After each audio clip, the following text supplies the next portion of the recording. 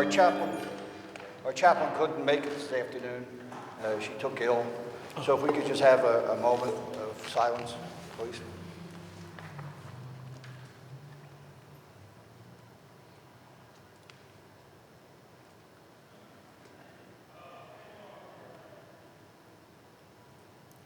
Thank you. Now, if everyone would remain standing, and please join me in the Pledge of Allegiance.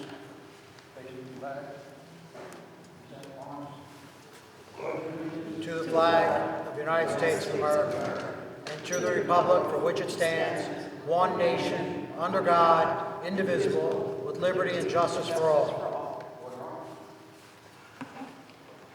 Okay, please be seated. Welcome, everyone, and good afternoon. Good afternoon. There's been quite a bit of activity within the veteran community since we last met. I believe we'll hear some of it this afternoon during our hearing. And normally what I do at this point is I ask for the commissioners to introduce themselves, but what I would like to do is, I'm sorry. What I would like to do is I'd like to acknowledge 3 newly appointed commissioners that we have on the board right now. And they are Charles Forshee. He came to us from, if you would rise, please. He came to us from the Veterans Multi-Service Center. Mr. Lloyd Remick. He's from the Union League. And George Perez. He's from the Latin American Post 840. Thank you, fellas.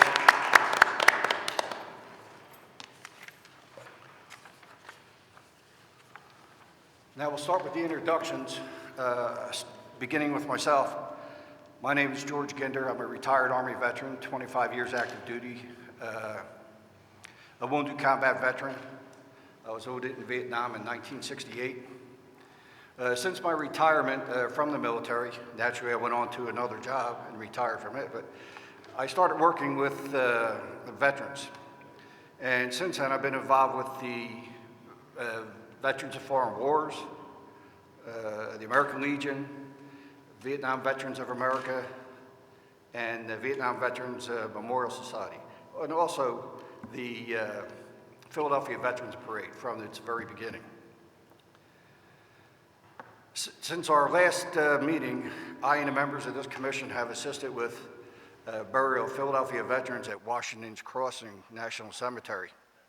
The staff there helped us with several veterans organizations also presenting a very, very nice ceremony for veterans, and that ceremony is absolutely heartfelt.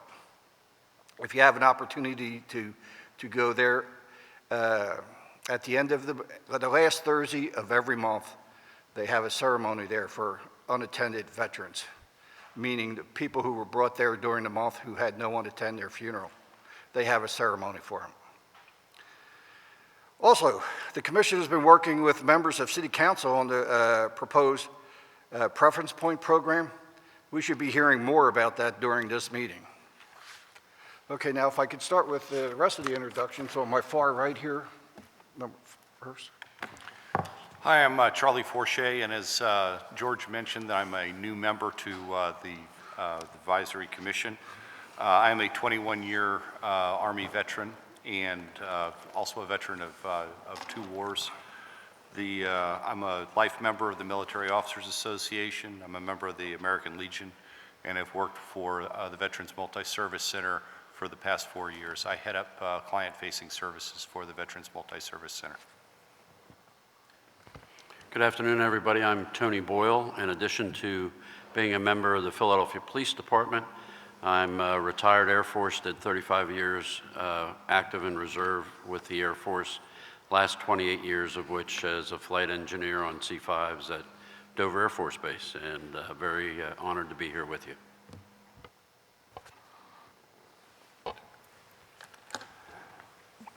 Good afternoon. I'm Lloyd Remick. I was very honored and privileged to serve during the Cuban Missile Crisis in the early years of NAM as an Army lawyer working for the Defense Contract Service Administration region, doing some legal work for the 82nd Airborne, and then worked as an attorney advisor to the Department of Defense, the Army Materiel Command, under Secretary of Defense Robert McNamara. I'm a member of the American Legion, the Veterans Initiative, the Armed Services Council, and I've had the privilege of working with a number of wounded warriors at Walter Reed Hospital over the years, doing various and sundry legal work with them. And one of the surviving quadriplegic Afghanistan Sergeant Marine who is now making great and rapid recovery.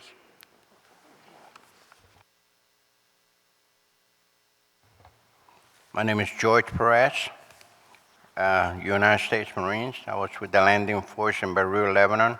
I was in Korea for 2 days. I'm also with the Veterans Parade of Philadelphia on the executive board. I was a former military specialist for United States Congressman Robert Brady for 22 years. I was involved in the investigation of killing of civilian by the United States Air Force in the island of Vieques, Puerto Rico. I was requested by the governor of Puerto Rico to conduct that investigation. I'm also involved presently with helping the deported military discharge veterans who have been discharged, that have been serving the military for over 18 to 20 years, who have been discharged but have also been deported back to their country. So I'm working on getting them back to the United States. And I wrote it down, but it's too many things for me to say.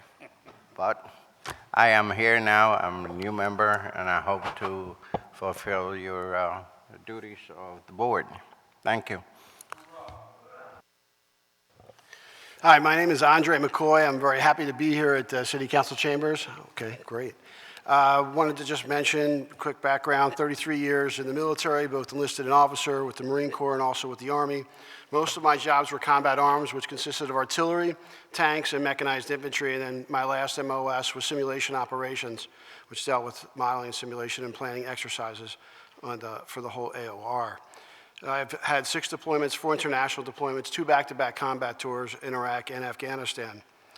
Previously, I did work with the parade. This is my second term as a commissioner. I'm part of 14 different veterans organizations.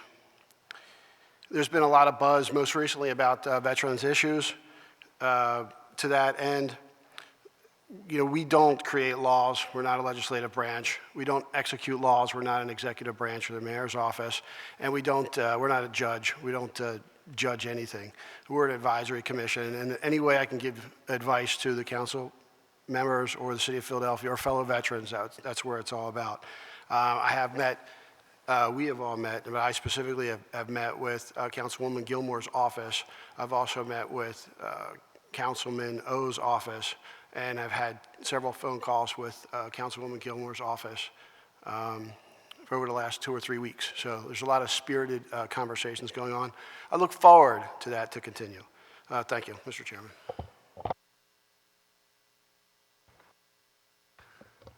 Thank you. As you can see, we're all saying that we belong to this organization and that organization. It's not that this is like one of those I love me walls. It's that it's our reach that we have. Okay. What I'd like to do is I'd like to move in with our speakers now.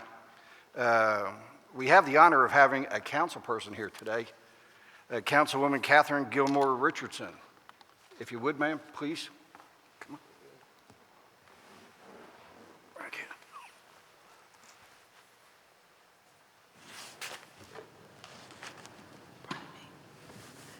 Thank you. Good afternoon.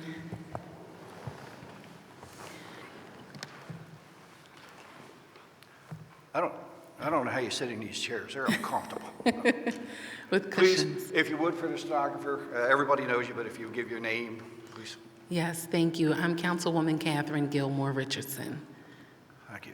Yes. And you're going to speak to us today on the preference point issue. Yes, yes. Please. So first, If I- I'd like to, If I may, could you try to limit to about 5 minutes? We have a Yes. number of people here today. absolutely. Thank you. So first, I'd just like to thank you all for your service to our country, and for your service on this commission. We truly appreciate the work you do, which is why our office has continued to work with you, and we look forward to working with you on all the legislative initiatives that we have. First, I just want to give honor to my father, James William Gilmore, who was an Army veteran. He's now deceased, but did serve a tour of duty in Korea, and also to my Uncle Sam, who's probably watching. He's a disabled veteran from Vietnam, and just wanted to thank him for his service, and also my legislative aide, Sean Baldwin, who is a 3-time Iraq-Afghanistan combat war veteran, and just wanted to thank you so much for your service and for your work. Wanted to come this afternoon just to talk about some of the things that we've done since the initial charter change. The bills and resolutions were introduced in January that would provide for a preference for graduates of career and technical education schools in the city of Philadelphia.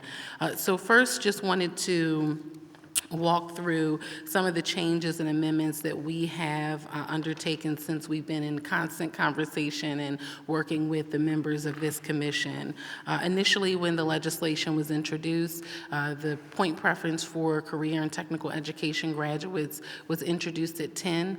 We did that knowing that we would need to negotiate down, so we changed the preference from 10 points down to 5 points. We held the bill last week so that we could have further discussions with you and all the stakeholder groups that had questions and/or concerns. But last week, we also introduced, and I just want to give the resolution numbers for the record, resolution number 200190 and bill number 200180, and also bill number 200181, that would give and provide a preference of 10 points a lifetime for children and grandchildren of members of the Armed Forces of the United States who were killed or who died in the line of duty. So after talks and communication with all of you, we introduced that legislation last week that would give a lifetime 10-point preference to children or grandchildren of those who pass away in the line of duty. That has never happened before in the city of Philadelphia, and it was our honor and privilege to introduce that legislation after working with all of you. We will move to put the CTE legislation on the suspension calendar at tomorrow's session to give us the opportunity to continue to talk. In our discussions we had with all of you, we stated that we would amend the legislation to go to the next election date, which is in November, but that would give us the opportunity to address all the questions, the comments, and concerns that you all had, and that would give us more time to do so. In our initial conversations, you all asked us to slow this process down, and by amending the legislation last week and then moving it to the suspension calendar this week, we are doing exactly that. So wanted to, A, thank you for the invitation to be here today, but B, make it very clear that we are continuing to do exactly what we said we would do. The legislation was amended so it cannot come up for a vote in the April election cycle, and we are going to put it on the suspension calendar so that it does not appear on the calendar each and every week so that people think that it's coming up for a final vote. So even though it's eligible for it, we're going to put it on the suspension calendar to keep our word to all of you. The last ask that I would have before I leave, and I apologize that I can't stay for the entire meeting as we have pre-budget meetings. I'd like to ask if anyone could offer public comment or testimony at the council hearing tomorrow to talk about the process we have undertaken in my office, and/or to let everyone know so that my colleagues know we have been listening to your concerns and have addressed some of them and are committed to continuing to address the additional concerns that are still on the table. Thank you so much. I'd like to let you know we will have a few representatives from the commission there tomorrow to speak. And I'd personally, and I hopefully for myself and for the board here, we'd like to thank you for your willingness to hear our comments and listen to us. Thank while you. while we're working through this process. Yes, thank you, and I appreciate all of the feedback we've received, and we have incorporated that into this legislative process, and we continue to do that moving forward. Thank you. Any other comments? I would personally like to thank you for your efforts in trying to meet with us, and that will continue. And a personal thanks to Sean. Counselor, thank you. Councilwoman, thank you for coming, Sean as well, but you in particular. And I will be very happy today to say how it's been a very rewarding experience working with your office in trying to iron out the different things with the legislation. Yeah, we still don't have it polished. We still aren't where we would like to be, but it's been a rewarding experience, and I thank you for that. And to also, two things on the record, just so everyone is not confused with the new legacy legislation for veterans, children and grandchildren, but that the legislation and the bills for the CTE preference is going to be suspended or put on the suspension calendar tomorrow. That's what you were referring to. Yes, so the CTE preference legislation, the two bills in the resolution, we will place on the suspension calendar tomorrow. Right now, you'll see them reflected on the final passage calendar, but we know that during our caucus session, we have to, as a sponsoring member, say what we'll do with the legislation. So tomorrow, I'll move to put them on the suspension calendar, but that has no effect on the legislation that was introduced last week, which we need to schedule for a hearing in the Correct, coming and you've been weeks. very clear and candid with us in our discussions, and I just wanted to make sure that people, heard that clearly. The other suggestion that I would have in the pending legacy legislation for the veterans' children and grandchildren, that spouses also be included in that, because often the combat deaths that we are seeing, they're young families, and so the benefit for the children may be 10, 15 years down the road, and the spouses are the ones that are probably going to also be in need of assistance in getting income into the household. But thank you very, very much. Thank you, and I also just briefly wanted to say thank you to my council colleagues who co-sponsored that legislation, Councilman Dom, who was very instrumental in us doing this, but also Councilwoman Parker and Councilman O'Neill. So thank you very much. Anyone else? Okay. Thank you, ma'am. Thank you Appreciate so being much. here Have a today. great meeting. Will Sean be able to stay? Okay. All right. Next on the list is Scott Sigmund. Scott, if you would, please come up to the desk. If you would give your name and organization, please. Absolutely. Scott Sigmund, attorney, City of Philadelphia, works in the City of Philadelphia, but attorney. Former assistant DA with the City of Philadelphia. Thank you. Currently in private practice. I'm here to discuss the legalities of the preference to veterans. So this goes back really to 1993 when the city didn't want to give veterans a preference, although the Commonwealth of Pennsylvania said veterans should get a preference.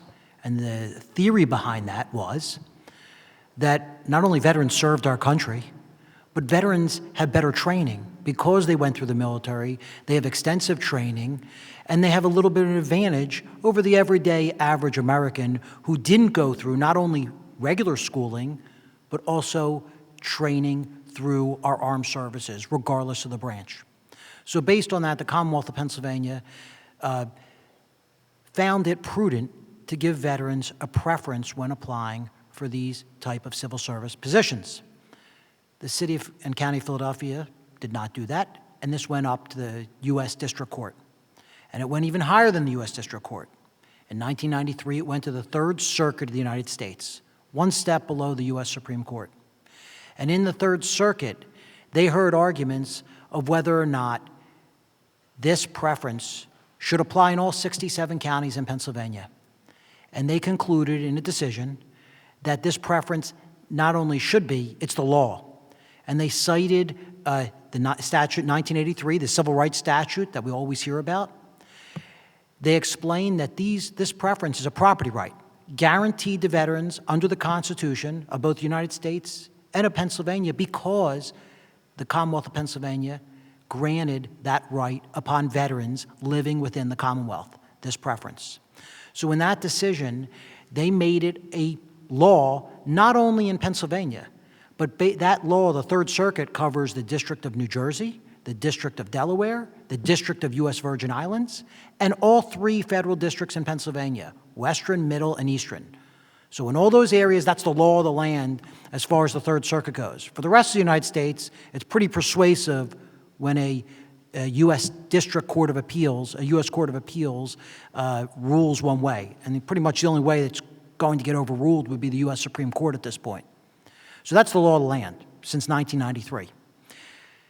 That case, I found very interesting, has been cited over 104 times in other cases throughout the Commonwealth and throughout the country. 104 different times that case has been cited as good law. There have been other cases from the Western District as well of Pennsylvania that have broadened that case and applied it to other positions. But importantly, the way this needs to be looked at is like a glass of water. And some people look at a glass half full and some people look at a glass half empty. When this case started in 93, the preference wasn't given. So there's your glass of water here. We don't have a preference, okay? And the court says you have to give the preference. Now we come here today. Now we're in the year 2020. And they want to give other people who aren't veterans a preference. Well, that's not exactly the same as 1993, but at the end of the day, it is the same. And why is it the same? Because when you give other people a preference, it takes away the preference. It takes away the preference. So if you start giving other parties points or preferences, now all of a sudden the veterans don't have a preference because other people are now given these points or some form of preference. So it's taking away the property rights of veterans, which is contrary to the law that was set forth by the Third Circuit in 1993. And I just want to quote from you a very important paragraph in that case, and I'll put the site on the record. This, of course, the case I'm referring to is Carter v. City of Philadelphia, which the site in this case is 989 F. 2nd 117, and that was the Third Circuit of the United States. But in this case, I feel an important statement made by the court states as follows.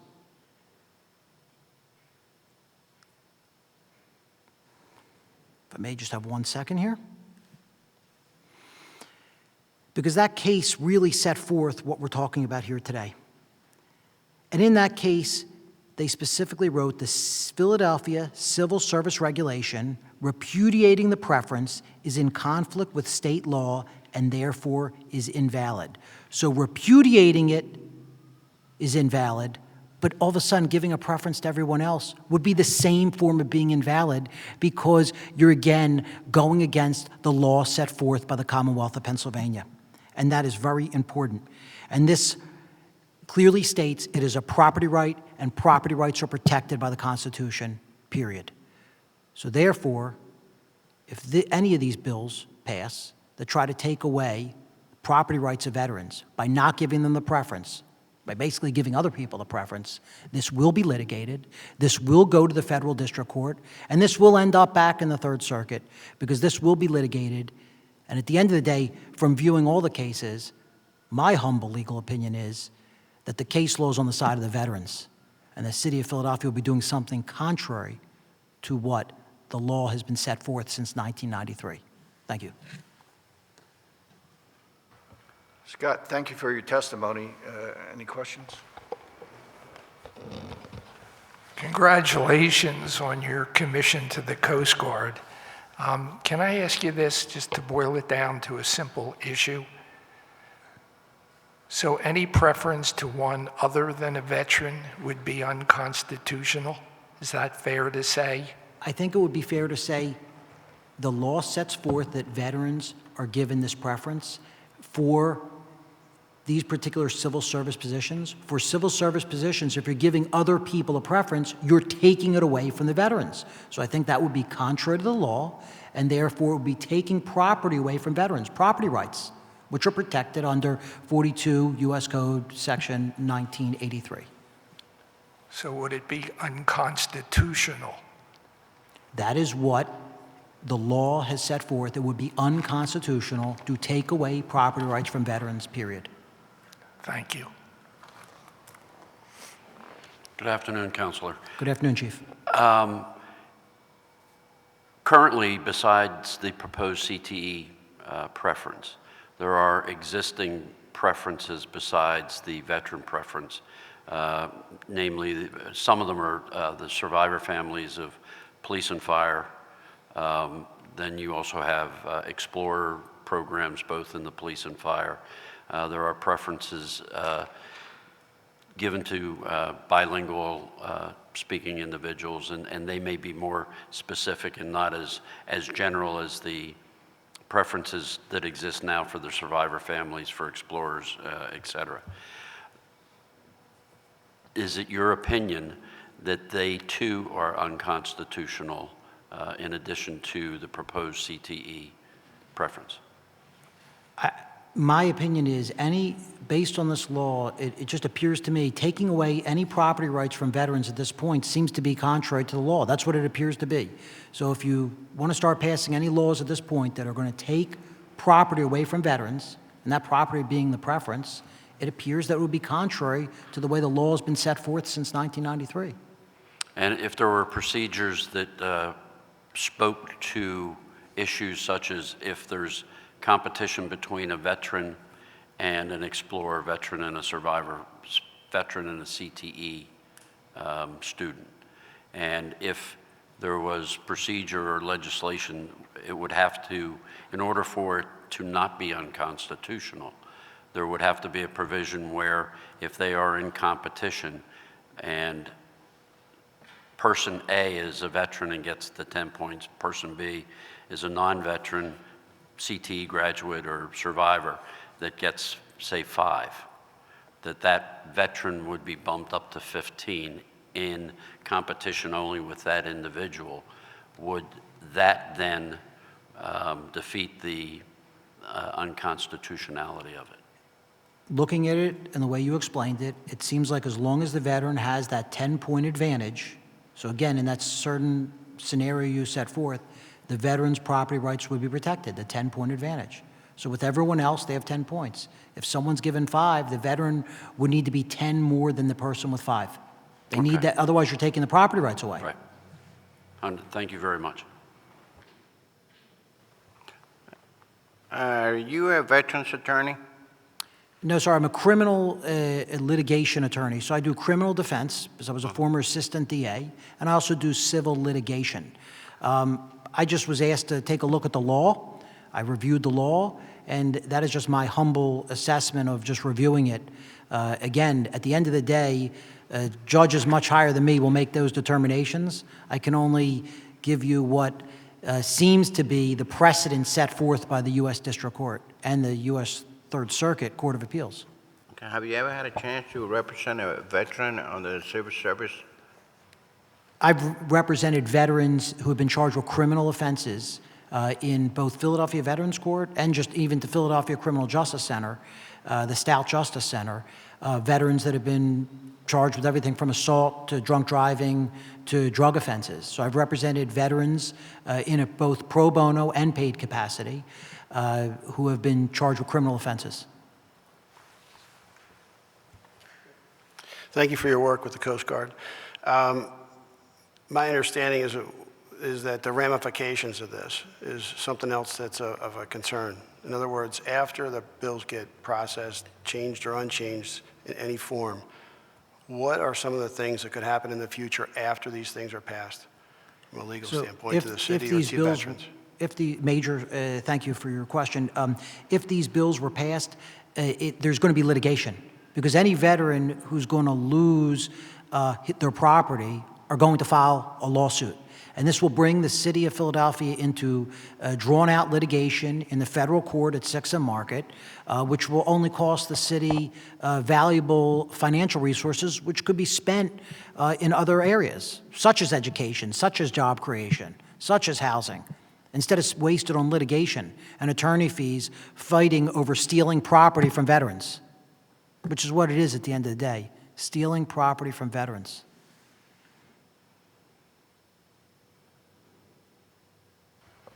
Scott, thank you for your testimony this afternoon. Appreciate you taking the time to come and talk to us. Thank you, Mr. Chairman. It was very informative, and we'll be looking into this. Thank you. Thank you. Thank you. Folks, I've been asked to juggle our list here. Some people have to leave, so I hope it doesn't inconvenience anyone. Our next speaker will be Nate Porter.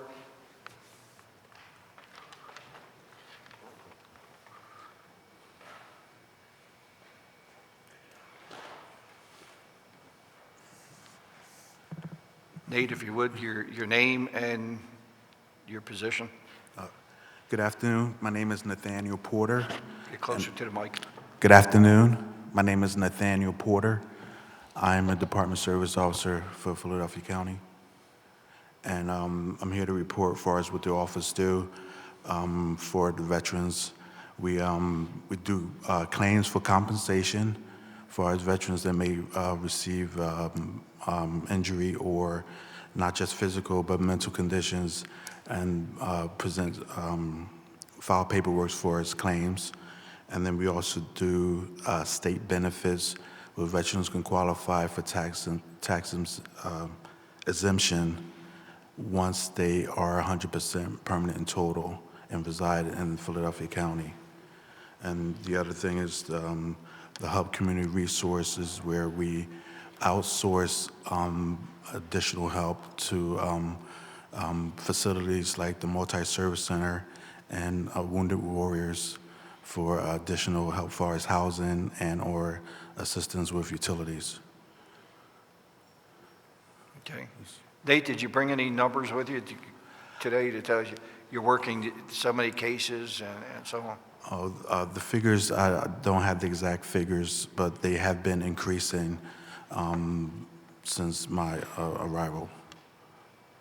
It would be helpful in the future if you would have numbers that go along with us when you're telling us what kind of cases you're working and how successful you've been. Okay, yes. You know, for during that period of time, that quarter. Yes, I will. Okay. Well, thank you. Any questions? Just a quick comment. My understanding is that Nate, you're a military veteran, and you've been doing this stuff, working these issues for many years. I mean, I don't know if it's considered by a legal definition of an expert, but my understanding is you're pretty much the go-to guy in terms of veterans benefits. Yes, thank you. I'm a Navy veteran. I was a Tomcat mechanic, and also did training at Camp Pendleton, and then I've been a Department Service Officer about 12 years. I worked at the regional office, assisting claims as far as when the claims get denied, for as hearings with the decision review officers, also with the Board of Veterans Appeals when they travel from Washington, D.C. I represent the veterans. My closing comment is everything that I've ever heard about associated with Nate or Nate's name is positive. Not one person has not come across with anything. I just want you to know that everyone has spoken to me about you and what you're doing in the office is just phenomenal. Thanks again. Thank you. I'm hoping to make a difference for all the veterans. Now, you're a service officer, right? Yes, sir. Are you working on any cases that have to do with the Navy Blue Water or the Camp Lejeune? Yes, I've worked with those cases also. When the veterans submitted that, we would do either presumptive of conditions that the veteran may have. The VA has conducted a list of presumptive conditions, and if the veteran may fall in that category, we would also get a copy of the deck log to see if the ship was in the facility, and if they went up blue water or brown water within the country. But your office, the office has filed cases individually Yes. with the Department of Veterans Affairs. Yes, sir. Okay. Now, George have asked that maybe next time we have another meeting like this, that you would bring something in writing as to how many cases monthly or 120 days, how many cases you process and what kind of cases have been processed. We'd appreciate it. No problem. Yes, sir. Okay. Okay, thank you, Nate. I think it's fair to say that anyone who's worked with veterans knew the name Nate Porter before we actually met you. Everybody said, well, we'll get the answer from Nate. Okay. Thank you for what you're doing. Appreciate it. Thank you. Thank you.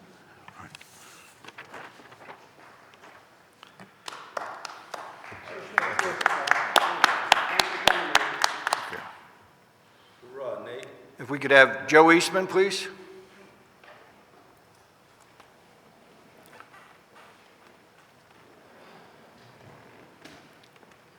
Good afternoon. Good afternoon, Mr. Chairman. My name is Joe Eastman. I'm retired Navy, 15 years enlisted, a little bit over 10 commissioned. And I'm here to, I want to do a couple of things. First of all, I want to congratulate the new board member or the new commission member. It's very important. I would just say one thing. You were talking, Nate, about Blue Water Navy, that, you know, I think a lot of people get spun up or hooked on the term Navy. I spent most of my Navy career in the amphibs. We carried Marines.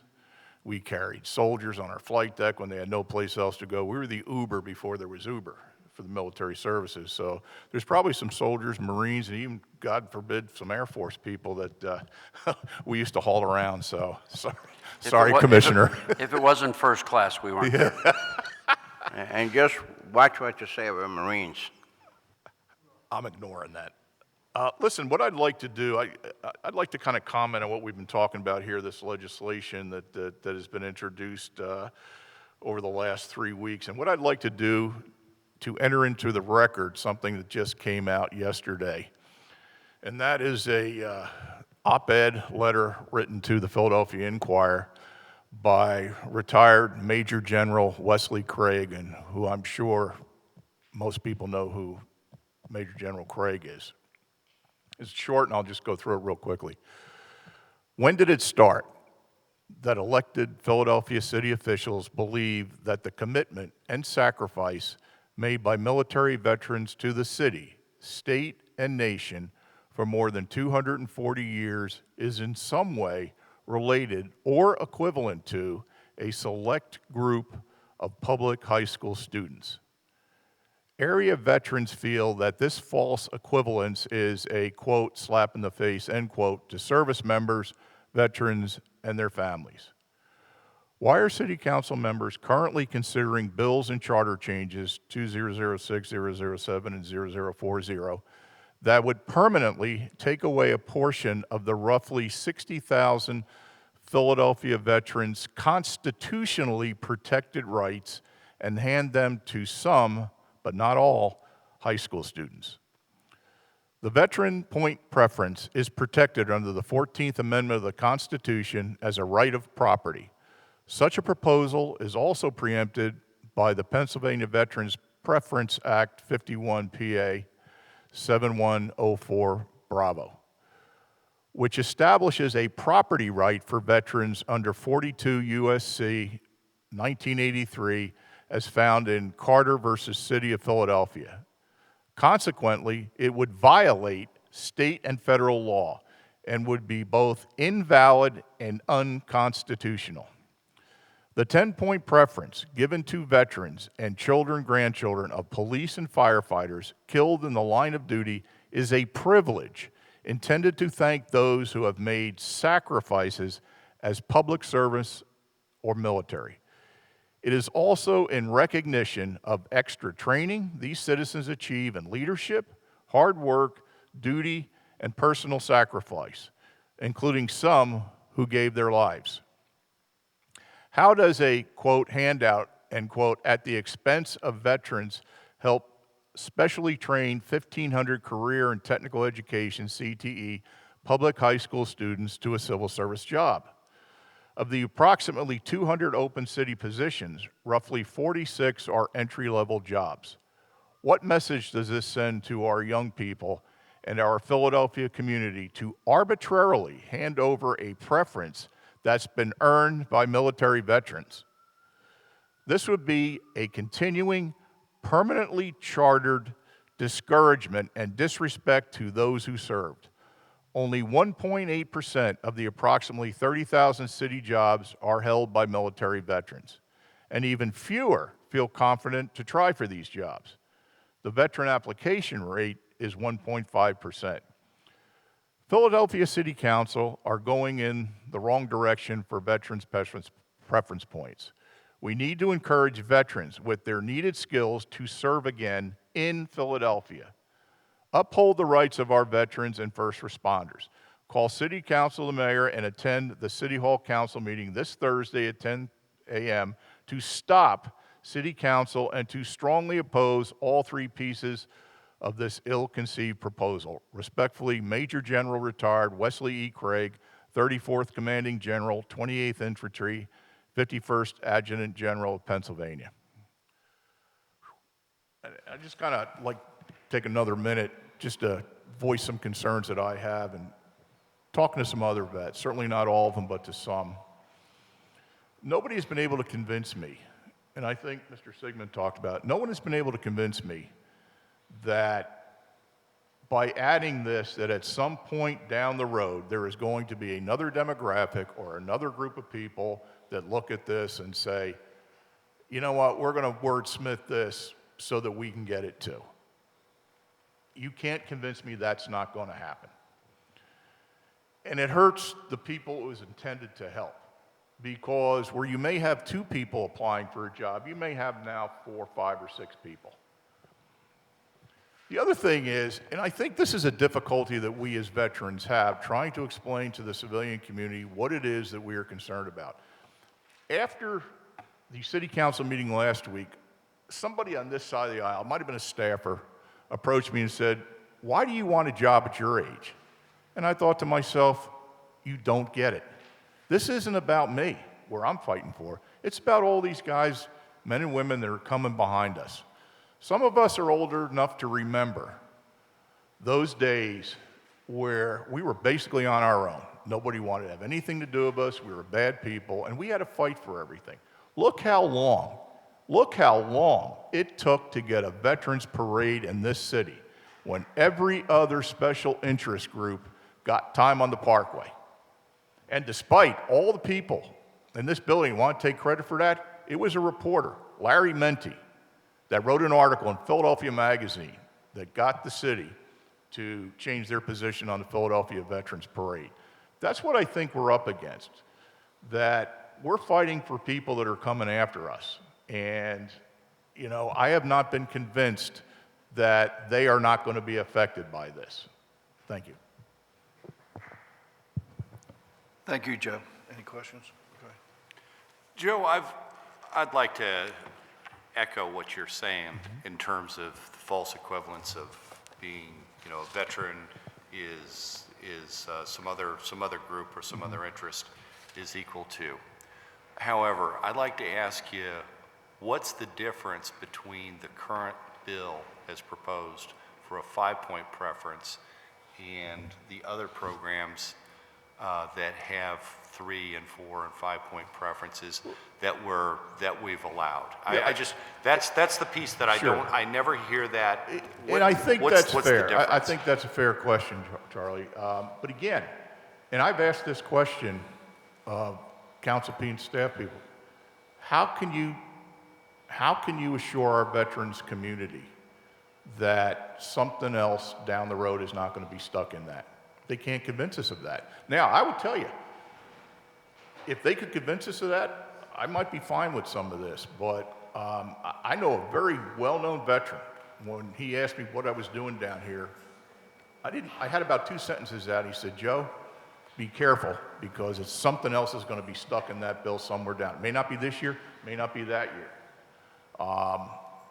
But you know, to me, it just dilutes our service. We were given those points for some reason.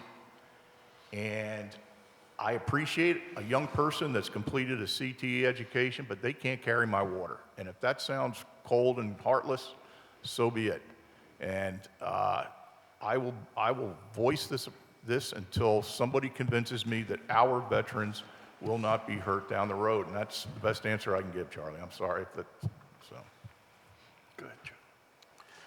Mr. Eastman, is it your position that when it comes to the preference, to the veteran's preference, that that's a stage that cannot be shared at any point by any other group?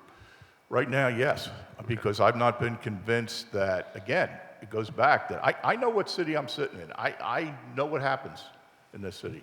Someone's going to come along and say, you know what, he's got it, I want it. And how do you protect against that? How do you protect against? Nobody in this building has been able to explain that to me. And I will give the councilwoman all the credit in the world. She was very upfront about that. I can't protect that. I can't say that that's not going to happen.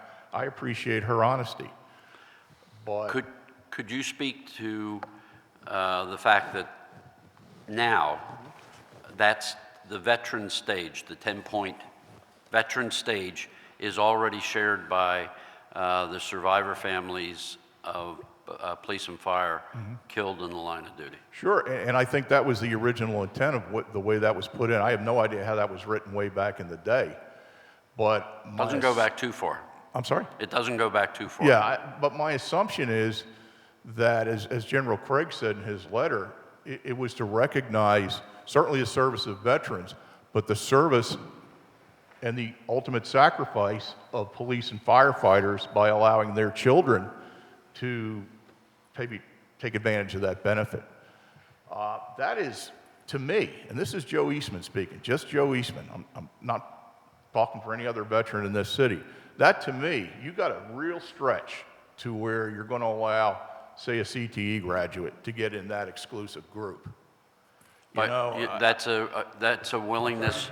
Do you agree that the veteran stage should be shared with survivors of the police and fire families whose parents were killed in the line of duty? I am happy, again, Joe Eastman speaking, I am happy with the way that bill was worded before.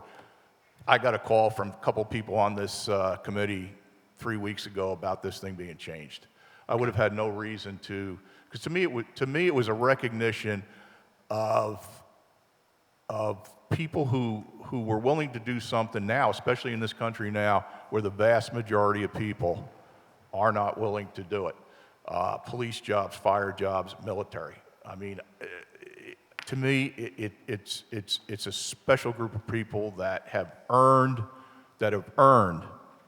that. I mean, I can't imagine losing my father if I was young. Guy ran into a building, a woman ran into a building, pull somebody out of a fire, stop a bad person. I have no problem with that. Certainly have no problem with our veterans, but until I can be convinced, because I worry about, and you know, that's a good question, I worry about how far do you dilute it down the road? You know, how far do you dilute it down the road? And I'll say something now, and if people want to come back at me, suppose you got some really bad people that the city's trying to help. Okay, fine. How do you know they're not going to go in there? I'd like some assurances that the service of firefighters, police officers, and veterans is not going to be diminished. I guess that's my bottom line, and I've not been convinced of that yet. Thank you very much. Thank you, sir. Appreciate it.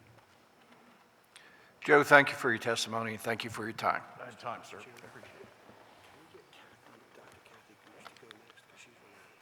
I got the next person. Dr. who? Kathy Gooch. I gave her your card. I don't even know if we're going to have time to see her. Jennifer Green?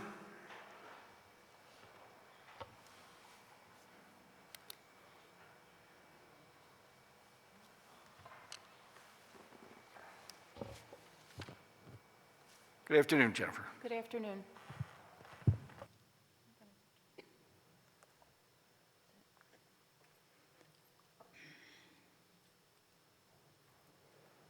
Good afternoon. My name is Jennifer Green. I am the founder and director of training of Alpha Bravo Canine. We are a Philadelphia-based volunteer organization, 501c3, that raises, trains, and donates service dogs to disabled veterans.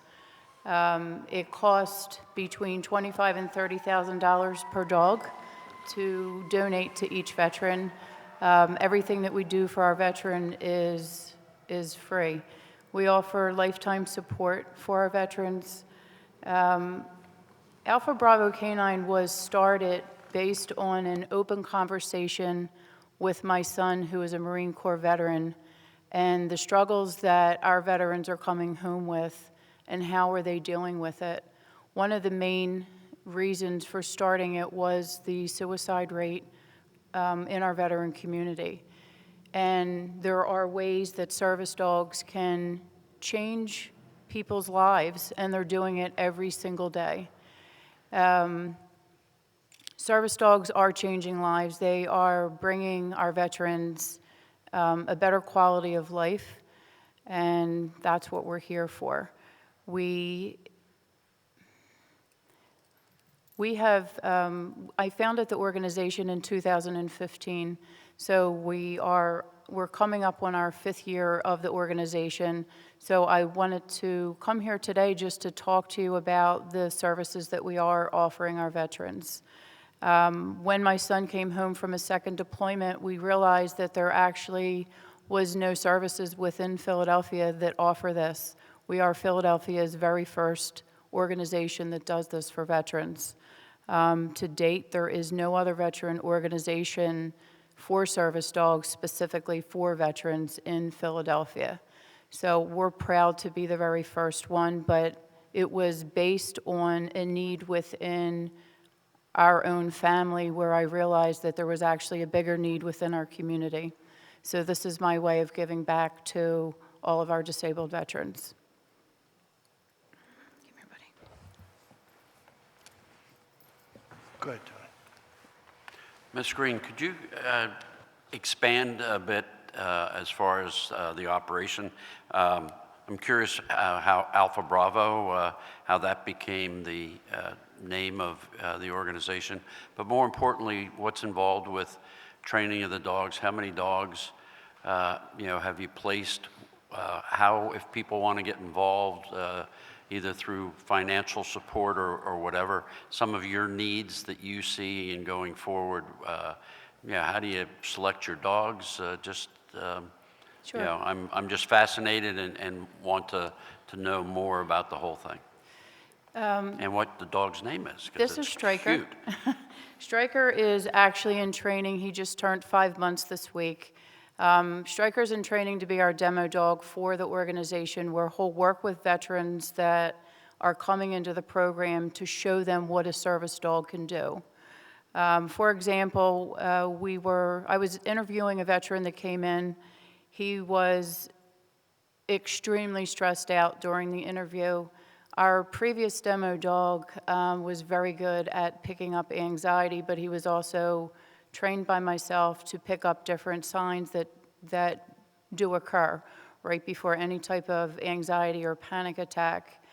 My dog Echo actually looked at the veteran, and then he looked at me, and I said to the veteran, Echo would like to show you what he can do to help redirect what's going on right now with you. And I asked him if it was okay. He put deep pressure therapy on him, and he said to me with tears in his eyes, I understand now what a service dog could do to change my life. So for me, that, as the founder of the organization, as the dog trainer of the organization, that to me was the best gift that someone could give me that says that they understood what a dog could do to change their life. The cost associated with service dog training is astronomical. We select our dogs initially before they're ready to leave their litter. We work with an amazing breeder, local breeder, and we select them at 5 weeks old, and we see if they have what it takes to be a service dog. The best candidates is what we're looking for. And then they go through training for up to 2 years based on the needs of the veteran. Every dog is customized based on what the veteran would need. Not everybody needs the same exact thing, even if they have the same diagnosis. Since we are a volunteer organization, we are always looking for volunteers to help with pretty much everything. We are looking to make partnerships with local businesses within the community to help keep our mission going. We're also at a point where we're looking for a space. We need a facility in order to keep the training going on. My goal has always been to open up a facility within Philadelphia. It would be a place where veterans could come and congregate. They could be a part of the process. Since it can take anywhere up to 1 to 3 years for a service dog, I also like our veterans to stay engaged within the organization due to the length of time that it can take to get a dog. So that's one of our major goals, is to have a facility within the area and to just keep the engagement going, keep our veterans engaged, and also bring the community together to also give back to our veterans. And we are always looking for puppy raisers as well. Ms. Green, Yes. thank you for what you do and certainly for your son's service. Would you care to give us your website or contact information so Sure. people could? Sure. Our website is alphabravocanine.org. The name was thought up by my son. He made it up he's the one who created that. Our email address is servicedogs@alphabravocanine.org. Thank you.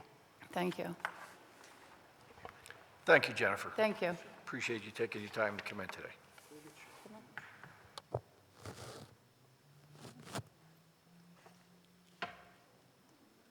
Come on, buddy.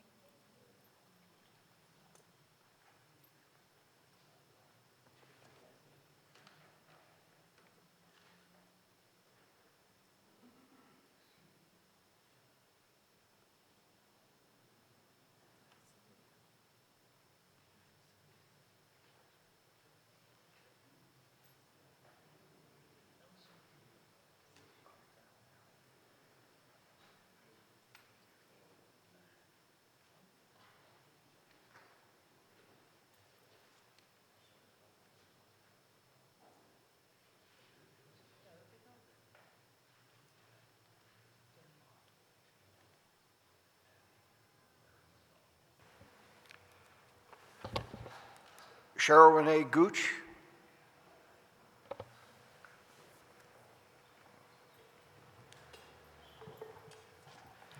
Good afternoon. Commissioners.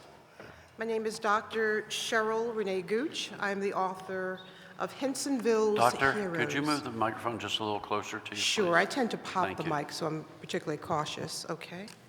My name is Dr. Cheryl Renee Gooch. I am the author of Hensonville's Heroes, Black Civil War Soldiers of Chester County, Pennsylvania.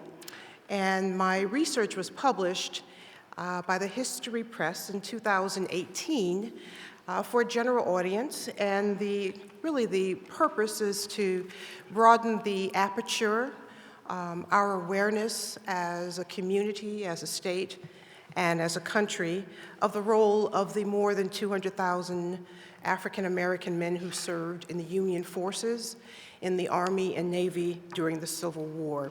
In the interest of adhering to the allotted time, I'll share some prepared remarks. At least 200,000 African American men served in the Union forces during the Civil War, the war that reunited our country. Between 1863 and 1865, nearly 11,000 of those men trained near Philadelphia at the former Camp William Penn in Cheltenham Township. Camp William Penn was the first federal camp for United States colored troops, or USCTs.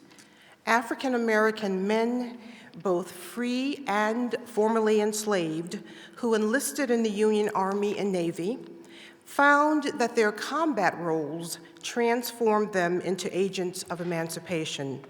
Their service and sacrifices ensured a decisive Union victory and the liberation of 4 million Americans from slavery. 18 of those men from a free black community in Chester County, once called Hensonville, now Lincoln University, Pennsylvania, were recruited in Westchester and here in Philadelphia to serve in regiments that were formed at Camp William Penn and in Reedville, Massachusetts, where the 54th Massachusetts, popularized by the film Glory, trained. Of the 18 who enlisted, 16 survived, but were not well or whole after the war. During active duty, they incurred diseases and injuries that affected them the rest of their lives. The average monthly pension was $8, which sometimes slightly increased with changes in pension laws, but rarely enough to sustain these men and their families.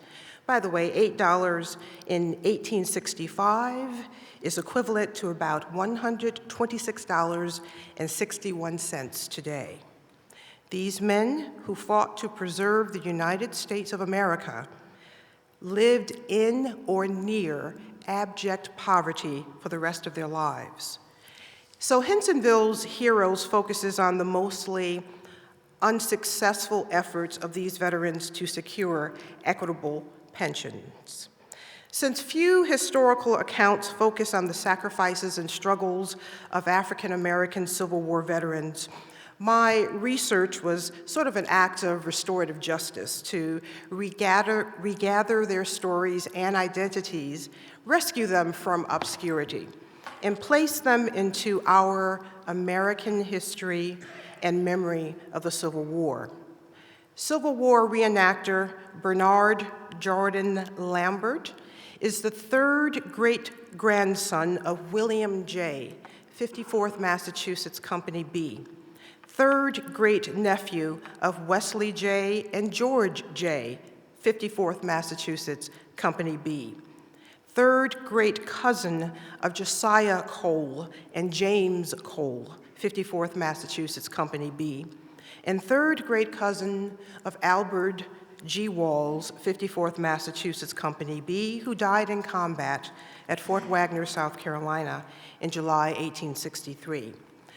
Hensonville's Heroes, Black Civil War soldiers of Chester County, Pennsylvania, and their comrades from Philadelphia and surrounding communities deserve to be known and remembered for reunifying our country under one flag.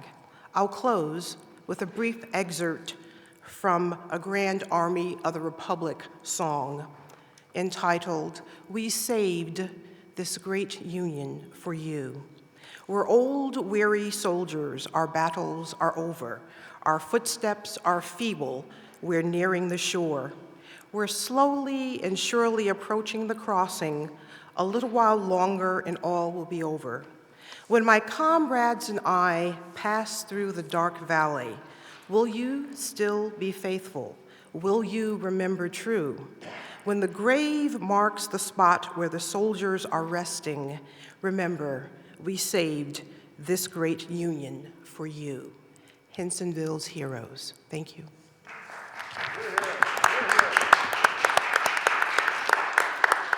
Living legacy, direct descendant. Yeah, I'm impressed by him. Thank you, Cheryl. Thank you for coming you in very today. much. Are there any questions? I guess. Just a quick one. I notice on the back cover you have an ISBN number, so I assume your book is for sale on Amazon or wherever. Absolutely. Just The want History to Press. let people know. Sure, the History Press as well as Amazon.com. And I have a few autographed copies, should you be interested.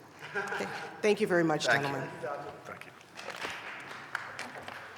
Okay, folks, as you can see, we're running long, and we are actually out of time, but we've been given a few extra minutes, so we'll move on to our next person, Kathy Santos. If you would come up to the mic, please.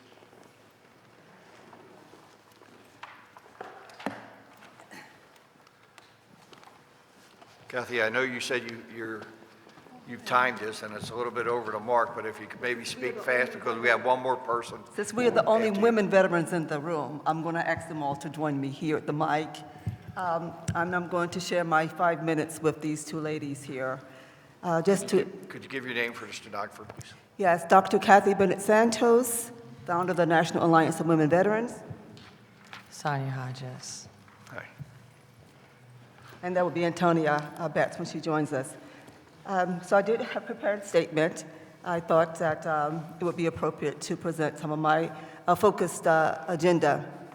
My name is Dr. Kathy Bennett Santos. I am the founder of the National Alliance of Women Veterans Incorporated, which is the first nationally recognized nonprofit to address women who are sexually assaulted in the country. We were established here in Philadelphia in 2003.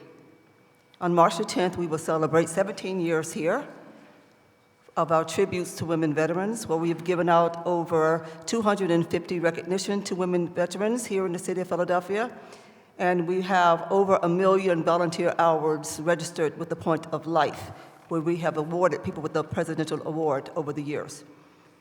I'm a Desert Storm Gulf War era veteran, and I've served in the capacity here in Pennsylvania as the state chair for women veterans for the Disabled American Veterans Association. And I'm proud to be here as a Philadelphia resident, as a Department of Veterans Affairs ambassador, which I was selected this year. So for the past year, I've been working across this state as an ambassador, as a selected trailblazer, as one out of 15 in this country. I'm very proud to represent Pennsylvania in my presence here in Washington, D.C., where I now hold an office. I am here today to talk about the work of the National Alliance of Women Veterans Incorporated. And it gives me great pleasure to talk about some of the specific initiatives for women veterans which we are discussing, and laws are being passed for women veterans in Washington, D.C., of which many of these conversations are not paramount to the discussions either here or with any of the public forums of which I have been aware. I've attended the town hall at the VA hospital here in the last couple of weeks. And the questions that arose there, to my concern, there was not any answers to those particular questions there. And I ought to feel remiss not to bring those issues to the table, because I know that those issues have been resolved. And the women veterans that were there to ask the questions seemed to have some anxiety as to why their issues were not resolved. I did answer the questions about tax exemption, which I'm aware. I did give the number to the Veterans Affairs Office here, because I know there's been great work done in that particular office. And I have a specific concerns to me about getting feedback from the work that's been done here in this great body of commissioners here over the past 3 or 4 years. My concern is that I have not received any particular feedback, any particular issues. Could you move closer to the mic, please? Yes, sir. And I would like to talk particularly about my visit recently on February 11th to the VA hospital. I happened to experience a male veteran and several male veterans there. I participate with the Veterans Integrated Service Network for the past maybe 10 years. They have a monthly phone call where you actually can speak into those calls about the activities within the veterans community.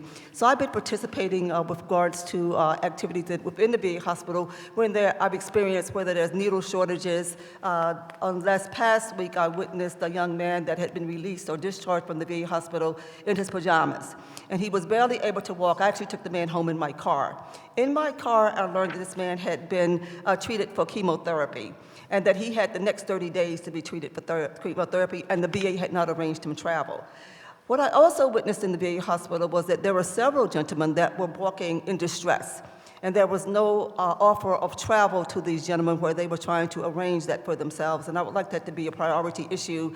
As I have witnessed, I was on the telephone with my dear friend, Mr. Abrams, when he said that he was going into the VA hospital. They buried him 5 days later.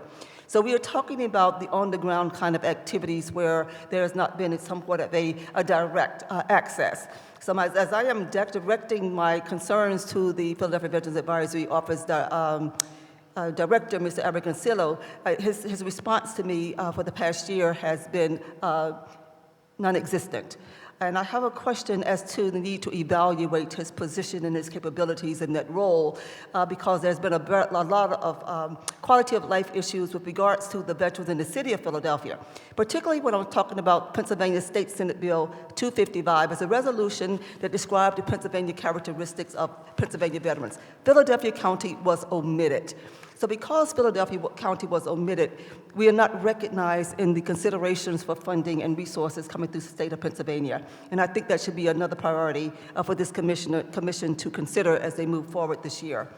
Also, to finalize, I would just like for one of my veterans to talk a little bit about her experience with one of the external entities. So the VA is actually contracting out several of their resources to in my opinion, unqualified or untrained entities.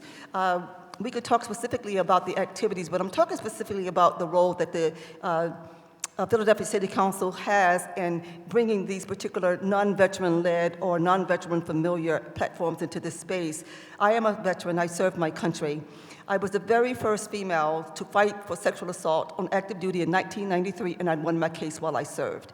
In Philadelphia, I have been abused and harassed on many levels without being respected for that particular train of evidence documented in the congressional records, which stands there today, which is a path, is a roadmap to help other women veterans who have been violated while they served. I'm currently in my second doctoral program. I'm studying military families and culture. I need access, and I would like to establish a particular platform which I can present to you, my concept, in another forum, but just to bring this into your space. The unresearched agendas for Philadelphia County veterans are non-existent. We must speak specifically to Philadelphia County, the veterans that are within the city of Philadelphia, and how they are somewhat leaving the city because their issues are not being addressed. I think this is a very serious issue, and I think we are prepared today to address those particular issues. And I have some of these things outlined, but I just want Sonia Hodges to speak about one experience with one of these particular things for 1 minute, please, if you would allow me to. In the interest of time, could you leave your literature with us so Absolutely, we can follow sir. through? Yes, I will. We need to move on. There's one other person, and we're about to be cut off here. Absolutely, sir. But I thank you for coming. I appreciate it, but please Yes, continue. but women veterans are part of the population of veterans in the city, and I see that there are none either here or in the audience, so we must be on record for today. Right. Thank you. Thank you, Doctor. My name is Sonia Hodges. I've been going to the VA hospital for 10 years. They know me in there. I take care of my behavioral health. I have PTSD and a TBI, so I want this to go on record. Veterans Commission at the City Hall, Wanda, I advise everyone here to talk to Tim Kelly at the Veterans Hospital. Does anybody know Tim Kelly? He's a supervisor. Tim Kelly got a phone call. You what? Tim Kelly got a phone call from Wanda. Yeah.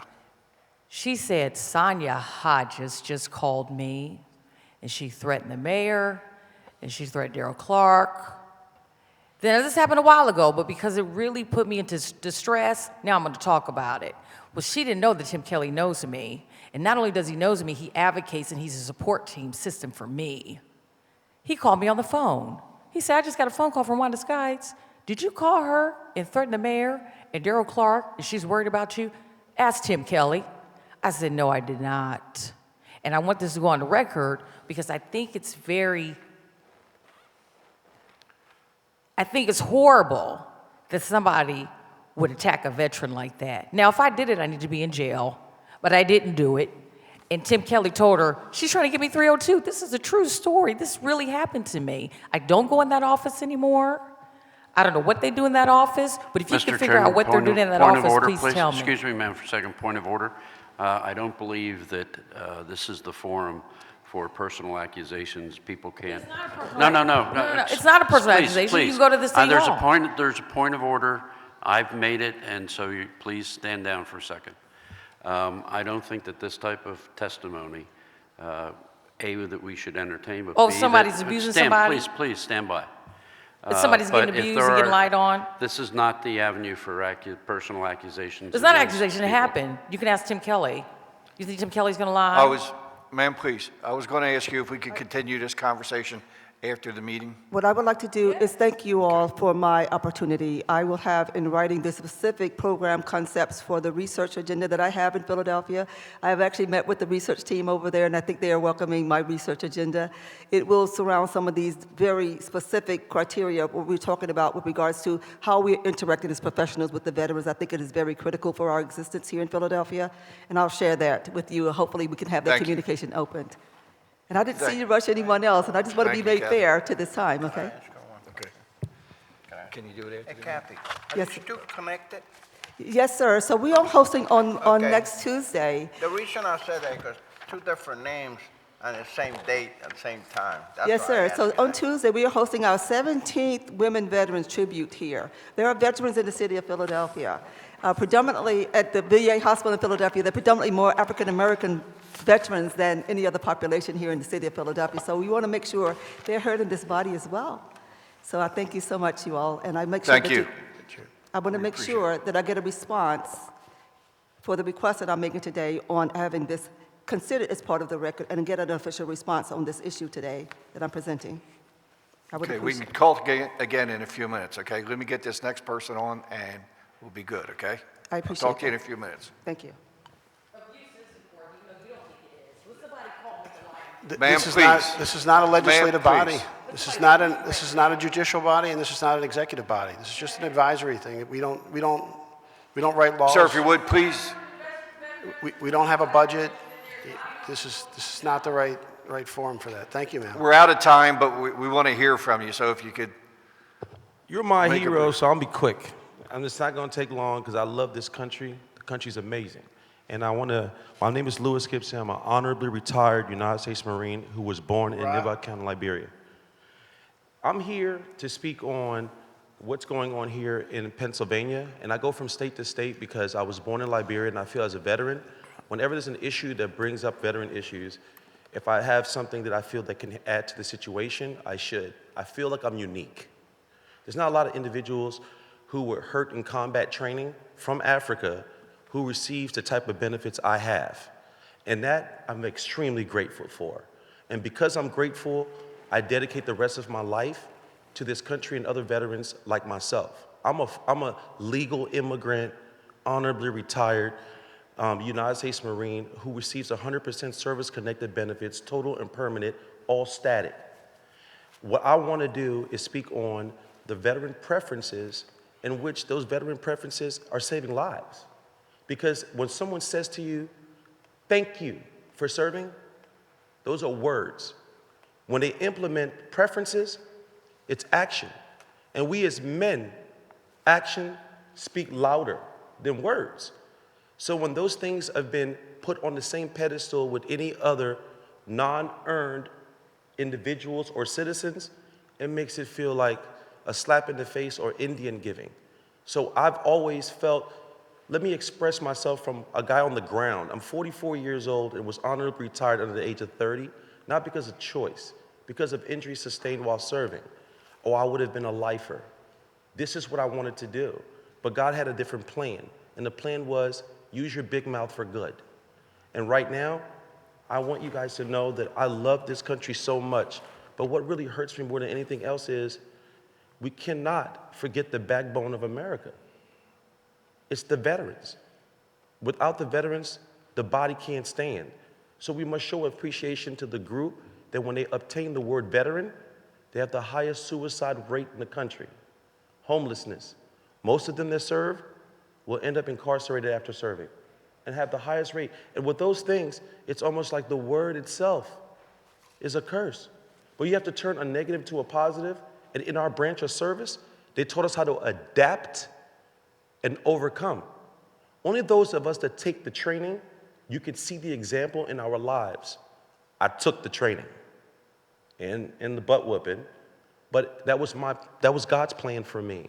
And now here I am at age 44, before you gentlemen, and I'm asking and begging for you that if you choose to take those veteran choice preferences and give it to another group, allow the veterans to step up and be leaders, and let's be part of training some of these young men and women for those positions with our nonprofits. I have one, Home Foundation, and I'm not that smart. I grabbed a bunch of other nonprofit organizations and attached them to it. So I created the Home Foundation, but ran screaming to other veterans that have established branches, brought them together, went to 901 Market Street, and bought all the space there with my government check. Now, currently speaking, the United States government, based on benefits, you won't believe this, but they owe me about $5 million. And I've never collected, and I'm getting it now, retroactive, and it's all the way up on the desk of the President of the United States, who was my employer while I was in college at Trump Plaza. So now he knows me. I also know Michelle Obama. I'm scared of all of them.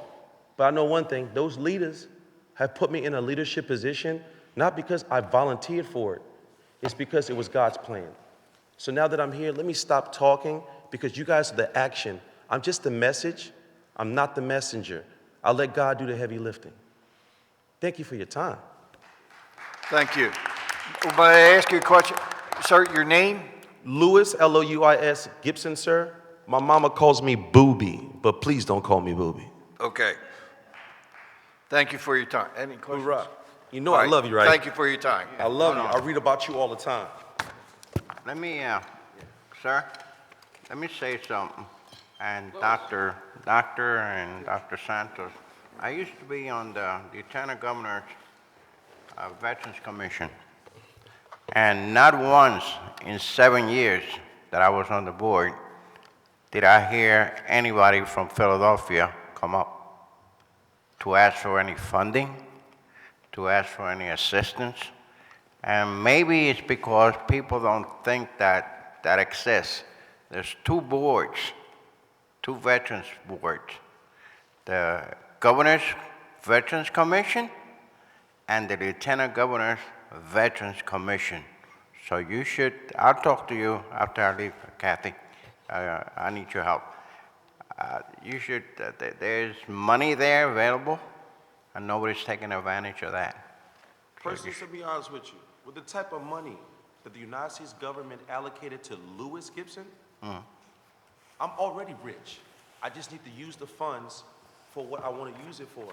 And I got a bunch of veterans together who are receiving government funding and didn't even need all of that funding. We're taking those funds because Uncle Sam will be called on when we need him. But as of right now, I already got one of my friends to give me $5 million.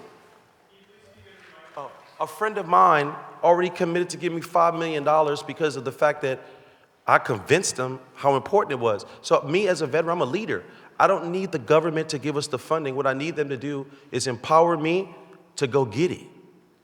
If you tell me that this is how much it is, there are people out there that have it. I have friends in the NBA.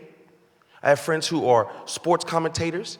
I know friends who are celebrities, Justin Bieber, Adam Sandler. I went to them face to face and caught them in their leisure and said, would you do me a favor? Don't you get tax write-offs? Give it to a vet who's going to use it for something positive. And they said, listen, when you get the platform and individuals to back you, then I just formed it, Home Foundation. So I'm going to Vets in the Hood, livehero.org, all these organizations are in Pennsylvania. And these guys, honestly, give me about 6 months, I have $100 million from people who aren't even in government. I've done it before. Thank you, I'll do it Louis. again.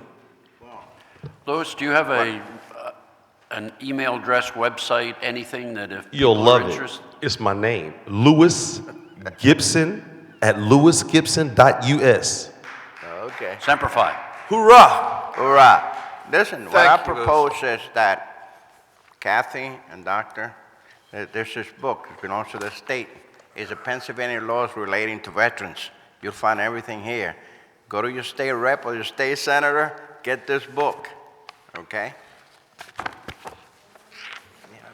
Thank you, gentlemen. Thank you. Can we give y'all a round of applause? Is this the first time we ever got applause? And last. Well, we went a bit long today, and I'd like to thank everybody for your attendance and your participation, but we got to bring it to a close. I hope today's meeting was beneficial. You found something out, something that you could use. I would ask that you remember we have a quarterly meeting. Our next meeting will be in June. I think it's June 17th, same place, same time, 2 o'clock. If you're available, please be here. We'd like to have you. Travel safely. Mr. Chairman? Yes. One other thing, just like to let folks know, particularly the Marines out there, April 4th at the Irish Pub, 20th and Walnut Street, from 2 p.m. to 5 p.m. The Families Behind the Badge is having their 11th annual Gathering of Heroes. We should have 4 Medal of Honor recipients in town for that. It's a good casual event where you can have one-on-one time with the Medal of Honor recipients, with a lot of veterans, a lot of good folks raising money for the Marine Corps Law Enforcement Foundation.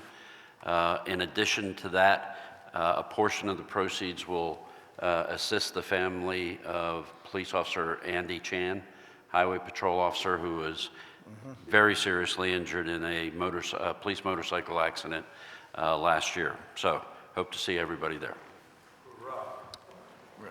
God bless America. Thank you. Well, I'm going to tell you something.